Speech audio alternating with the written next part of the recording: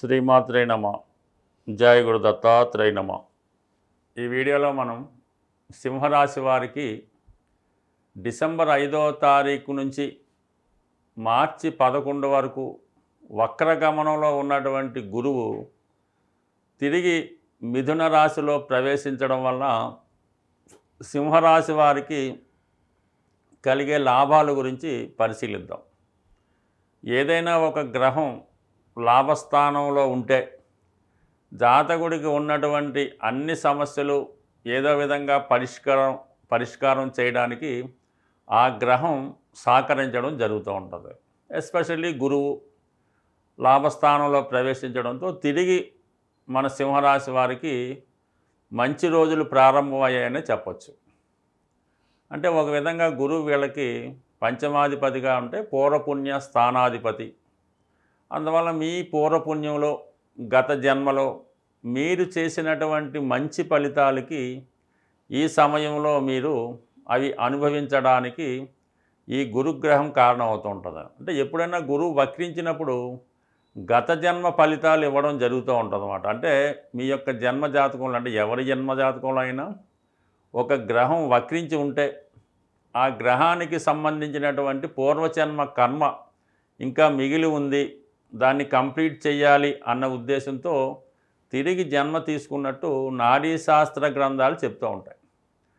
మరి ఈ ఫలితం ఇప్పుడు ఈ సింహరాశి వారికి పంచమ స్థానాధిపతి లాభస్థానంలో ఉంటూ పంచమాన్ని వీక్షించడం వల్ల సంతానం ద్వారా, గత జన్మ పుణ్యం ద్వారా, మీ దగ్గర విద్య నేర్చుకున్నటువంటి విద్యార్థులు మీ శిష్యుల ద్వారా, మీలో ఉన్నటువంటి టాలెంటు విద్వత్తు ద్వారా మీకు లాభం కలిగే అవకాశం ఉన్నది. అంటే లాభం అనుకున్నప్పుడు ప్రతిదీ ధనంతో మనం లెక్క పెట్టడానికి కుదరదు. గతంలో దూరమైనటువంటి ఒక స్నేహితుడు తిరిగి మనల్ని కలుసుకున్నా కూడా అది గొప్ప అదృష్టంగా మనం భావించాలి. అంటే లాభస్థానం అన్నది స్నేహితుల్ని, మనకన్నా ముందు పుట్టిన వాళ్ళని చెప్తూ ఉంటుంది. అంటే వక్రించినప్పుడు ఇప్పుడు ఏమవుతుందంటే గతంలో మీకు అత్యంత ఆత్మీయులుగా ఉన్నటువంటి మీ బ్రదర్స్ అవ్వచ్చు, బంధువు అవ్వచ్చు, స్నేహితుడు అవ్వచ్చు, తిరిగి మళ్ళా మీ జీవితంలో ప్రవేశించడం వల్ల మీకు గొప్ప బలాన్ని, ధైర్యాన్ని రావడం జరుగుతూ ఉంటుంది. సో ఈ విధంగా మీకు దూరమైనటువంటి స్నేహం తిరిగి కలుస్తుంది. అలాగే ఏదో కారణం వల్ల గతంలో పోగొట్టుకున్నటువంటి ఉద్యోగం కానీ, ఏదన్నా ఒక హానరబుల్ పోస్ట్ లాంటివి కానీ తిరిగి మళ్ళీ మీకు రావడం జరుగుతూ ఉంటుంది. అయితే ఇవన్నీ గురువు ప్రభావం వల్ల వచ్చినప్పటికీ కూడా సింహరాశి వారికి ఇవన్నీ రావడం లేదు. కారణం ఏంటంటే ఒకటేమో అష్టమ శని, రెండోదేమో రాశి అందే కేతువు. ఈ రెండు గ్రహాలు మీ అభివృద్ధికి చాలా ఇబ్బంది పెడుతుంటాయి. కాబట్టి ముందు ఈ గురువిచ్చే ఫలితాలు మీకు పొందాలంటే శనిగ్రహ అనుగ్రహం తప్పనిసరిగా పొందవలసి ఉంటుంది. అలాగే లాభంలో ఉన్నటువంటి కేతువుని సంతృప్తిపరచవలసి ఉంటుంది మీరు. అంటే కేతువు ఎప్పుడు కూడా నిరాశ నిస్పృహ కారణమవుతూ ఉంటాడు. అంటే మీకు వచ్చింది మీరు త్యాగం చేసి ఇతరులకు ఇవ్వడం జరుగుతూ ఉంటుంది. అలా కాకుండా మీరు కూడా కొంత ఆలోచిస్తే ప్రస్తుతం గురువు యొక్క అనుగ్రహం మీకు లభిస్తుంది. 11వ స్థానం అంటే కామత్రికోణం, గత కోరికలు నెరవేరుతాయి. 3, 7, 11 భావాలు యాక్టివ్ అవుతాయి. 3 అన్నది ఏంటంటే మీరు చేసే ప్రయత్నాలు, దగ్గర ప్రయత్నాలు, ఒకరికి హెల్ప్ చేయాలన్నా, ఒకరికి సలహా ఇవ్వాలన్నా, మంచి పనులు ప్రారంభించాలన్నా ఇది కారణమవుతూ ఉంటుంది. 7వ స్థానం అన్నది వివాహ స్థానం. అక్కడ సప్తమంలో రాహు ఉన్నాడు, దాని మీద గురుదృష్టి పడుతుంది. సాంప్రదాయేతర వివాహాలకు కారణమవుతూ ఉంటాడు అన్నమాట. ఇది inter caste marriage, widow marriage, already పెళ్ళైన వాడిని ప్రేమించి పెళ్లి చేసుకోవడం, పిల్లలు ఉన్నవాడిని పెళ్లి చేసుకోవడం, ఏదో ఒక కంట్రవర్సీ ఉంటుందన్నమాట. ఇప్పుడు ఈ సింహరాశి వారికి ఏదైనా వివాహం సంబంధం వచ్చినా, పెళ్లి ప్రయత్నాలు చేస్తున్న వివాహం జరిగినా ఏదో ఒక కంట్రవర్సీ అక్కడ ఉండడం జరుగుతూ ఉంటుంది. ఇప్పుడు ఆ రాహుతో పాటు గురువు చూడటం వల్ల ఏంటంటే కొంతవరకు ఇటువంటివి జరిగే అవకాశం ఉన్నది. అంటే ఏదన్నా ఒక ఇంటర్ కాస్ట్ మ్యారేజో, కంట్రవర్సీ మ్యారేజో, మనకన్నా అంటే అబ్బాయి కన్నా అమ్మాయి పెద్దదో, ఈ విధంగా కొన్ని ఏజ్ డిఫరెన్సో, చదువు డిఫరెన్సో ఉండే అవకాశం ఉంది. బట్ ఏదైనా అది జాతకుడికి ఇష్టమవుతుంటుందో వాళ్ళు చేసుకోవడానికి ఇది అనుకూలత ఉంది. ఎస్పెషల్లీ ఈ వక్రించి ఉండడం వల్ల ఏమైందంటే 10వ స్థానం యొక్క ఫలితాన్ని కూడా ఇవ్వడం జరుగుతుంది.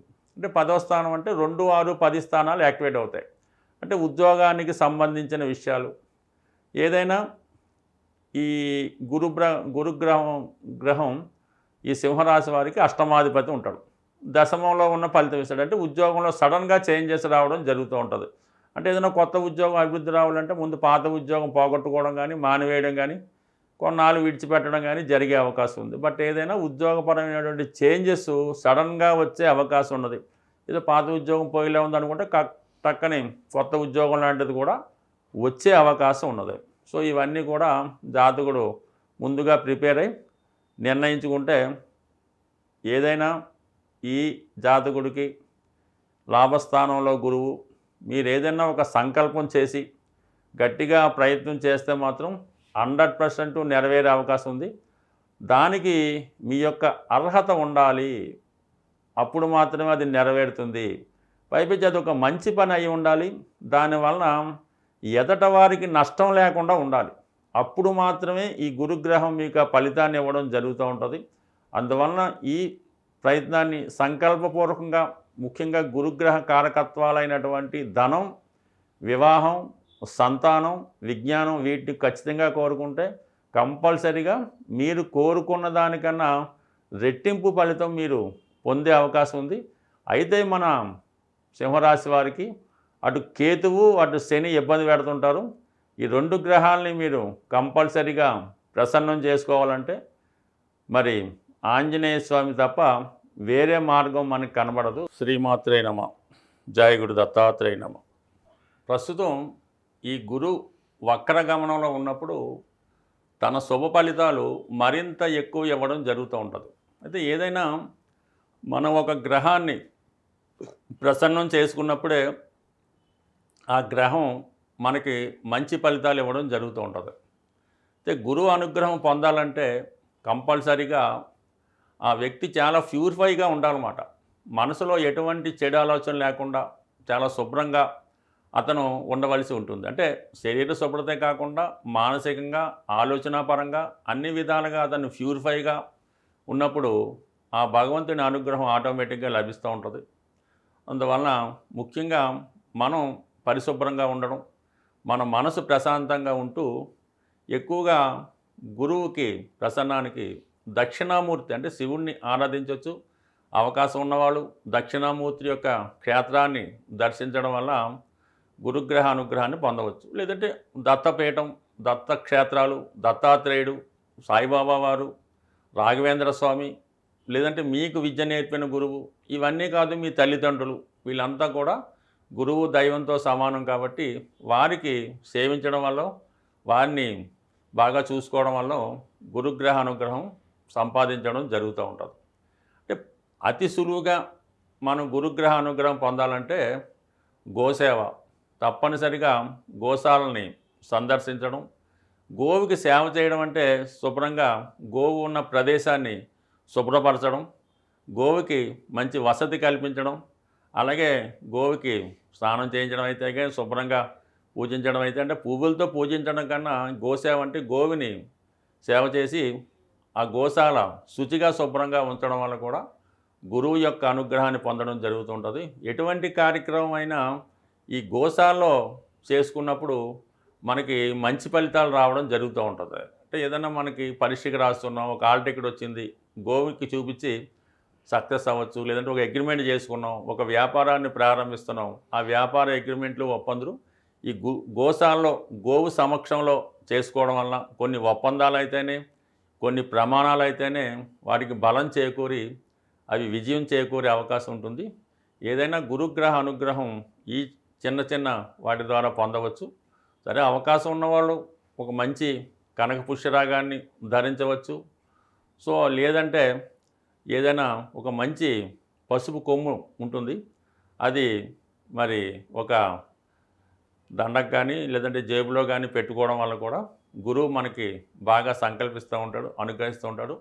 పసుపు రంగు వస్త్రాలు ధరించడం వల్ల, స్త్రీలు ఎక్కువగా స్నానం చేసినప్పుడు అది పసుపు వాడటం వల్ల, మగవాళ్ళు కూడా పసుపు కొమ్ముని దగ్గర పెట్టుకోవడం వల్ల ఇవన్నీ కూడా గురువు యొక్క అనుగ్రహానికి పాత్రలు అవ్వడానికి అవకాశం ఉంటుంది.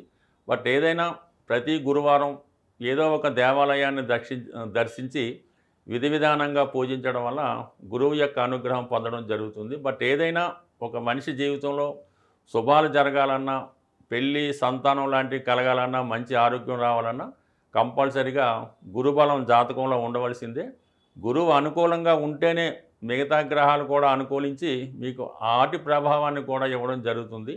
గురువు యొక్క అనుగ్రహం లేనప్పుడు మిగతా గ్రహాలు కూడా ఇబ్బంది పెట్టి జాతకుడిని ఇబ్బంది పెట్టడం జరుగుతుంటుంది. కాబట్టి ఏదేమైనా గురువుని సేవించడం వల్ల సర్వశుభాలు పొందే అవకాశం ఉంటుంది. స్వస్తి.